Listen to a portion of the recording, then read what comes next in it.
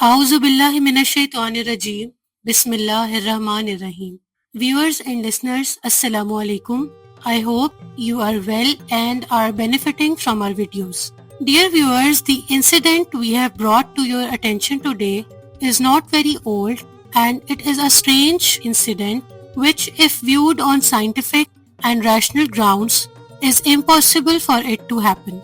But since Imam Zamana alayhi salam is the ruler of the universe and everything is under his control and disposal, nothing is impossible for him.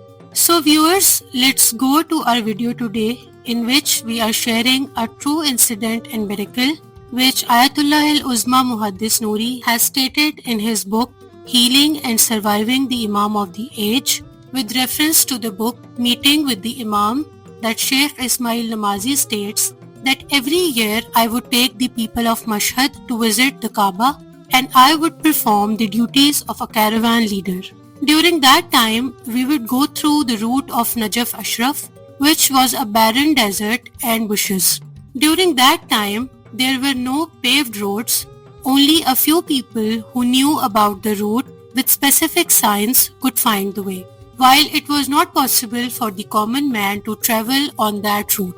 Viewers, due to the lack of travel facilities and highways and roads at that time, it was necessary for people to have food, water, and ample fuel for their vehicles for such a journey, so that there would be no problems on the way. Therefore, Sheikh Ismail Namazi states that we also used to make all the arrangements for the journey and keep 2 drivers with us in addition to oil, water, and other supplies. And according to our instructions, the passengers used to have enough groceries, drinks, and breads, etc.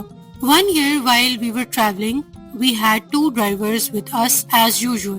One of them was a fast and prayer obsessed and pious person, while the other was the complete opposite.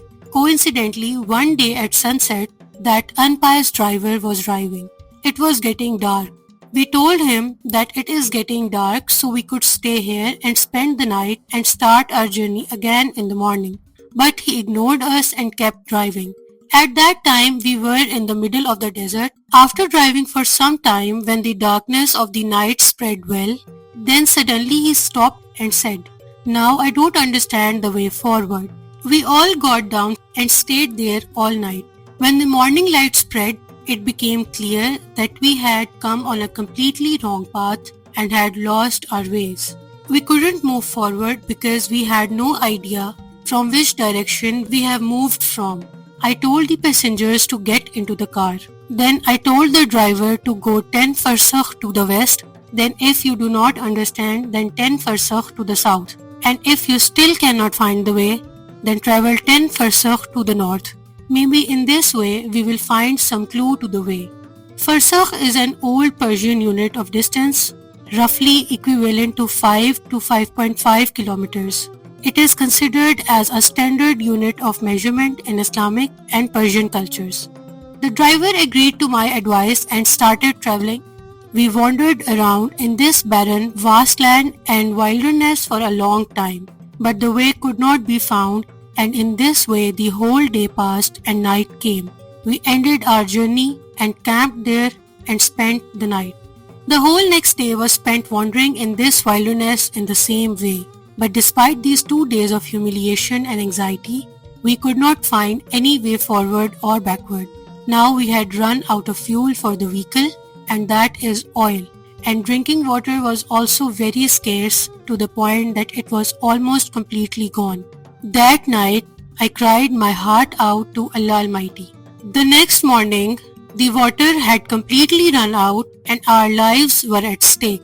We were all in a state of great anxiety and fear.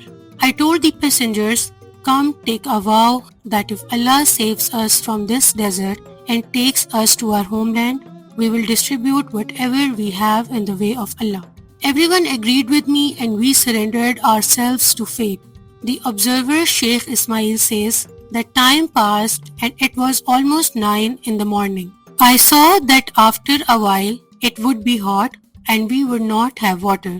The condition of the passengers was such that some of them would die of extreme thirst. That is why I was very worried. I got up and went a little distance from the travelers. There was a mound at that place. I went to the other side of the mound and shed tears and groaned and began to recite, O Abba Saleh al-Mahdi, help me. O Sahib Zaman, help me.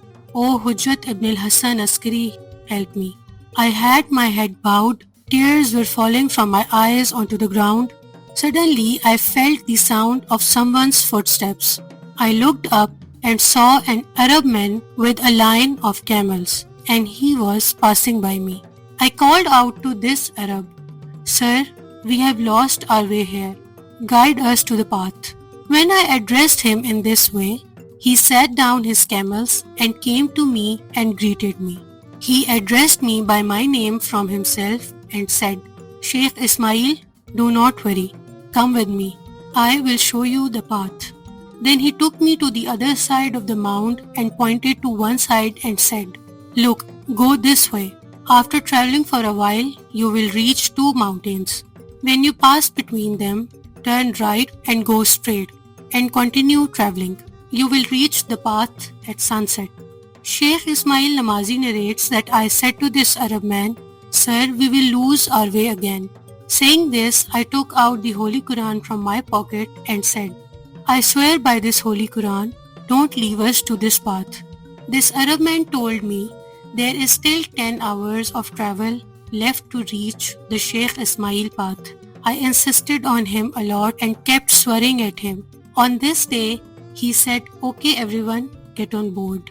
Then he told the driver, who was very pious, to drive. He himself sat next to the driver and sat next to him. There were 3 seats at the front of the car, one for the driver and the other 2 on which we were sitting. The car started moving and we were happy. None of us even thought that there was no oil in our car, nor did we have water. Even the driver did not think that the oil in the car had run out at night. Anyways, after traveling for 2 hours, this Arab said, Now stop. It is time for the noon prayer. Let's pray and then we will continue the journey. The driver stopped the car and we all got down. There was a water fountain nearby. The Arab performed ablution and we also performed ablution and drank water. He went to one side and started praying and told me to lead the passengers in prayer. When the prayer was over, we washed our hands and faces again and filled our water for the journey and got into the car. The car started moving again. We traveled exactly as the Arab man had told me and reached between 2 mountains. And when we passed between these 2 mountains, he said, now turn the car to the right and continue in that direction. So according to his instructions, the driver turned the car to the right and kept driving it straight.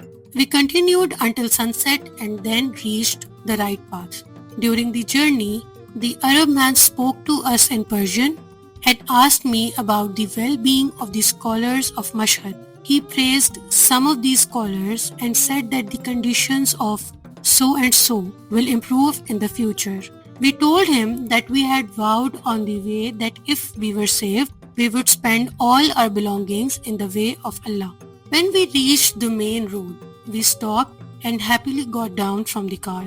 I gathered the passengers and said, give me all the money you have so that I can give it to this Arab man because he has gone through a lot of trouble and suffering because of us. He has left his camels in the desert and has come with us. And now on his return, he will walk to his camels. He does not know how long he will have to walk in this desert. Hearing this, one of the passengers said, who is this man and how will he go back? And to whom has he entrusted his camels in this desert and in whose trust have he left them? The other passenger said, there was no oil in our car.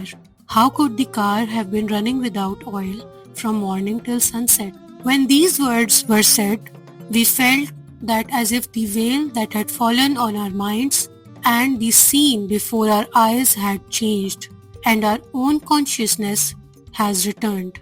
We looked around and could not find the Arab anywhere. We even searched here and there, but we could not find any sign of him. He had gone and had left us in the sorrow of our separation. Now we came to know that the person with whom we had spent a whole day, who had helped us in these most difficult situations, was none other than the Imam of the age alayhi salam himself, and it was his blessed personality that allowed us to travel for more than 10 hours without oil, and the car continued to run as if it did not need oil, and we all survived after severe thirst and hunger. All of us, the riders, kept shaking hands with each other in regret that our Imam had stayed with us for 10 hours and talked to us, but we could not even recognize him.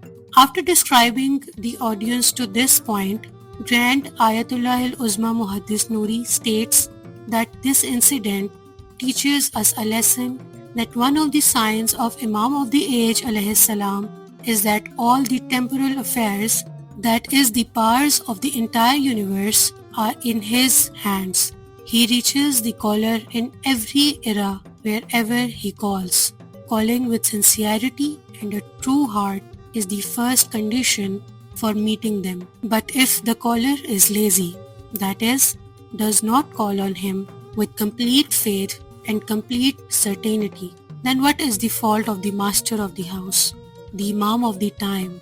We are sacrificed for his love and sacrificed for his being. Our most esteemed viewers, this is our prayer that our brothers and sisters who are facing any difficulty, may Allah, through the charity of the Imam of the time, peace be upon him, remove all their difficulties and grant them to the sight of their Lord and Master. So viewers, this was our today's video. I hope you all liked it. If you are new to our channel, Blend of History English, we request you to subscribe to our channel and click on the bell icon and choose the notification settings so that you do not miss any uploaded video. We also request you that those of our viewers whose relatives and friends live in abroad and have a better understanding of English or are fluent to English, definitely share our channel Blend of History English with your friends and relatives and become a part of the dissemination of the knowledge of Muhammad, peace be upon him, and the family of Muhammad, peace be upon him. We also request you to take utmost care of yourself and your loved ones and continue to distribute ease among God's creation. May God be your supporter and helper, and may He be pleased with you. Till next time, Allah Hafiz.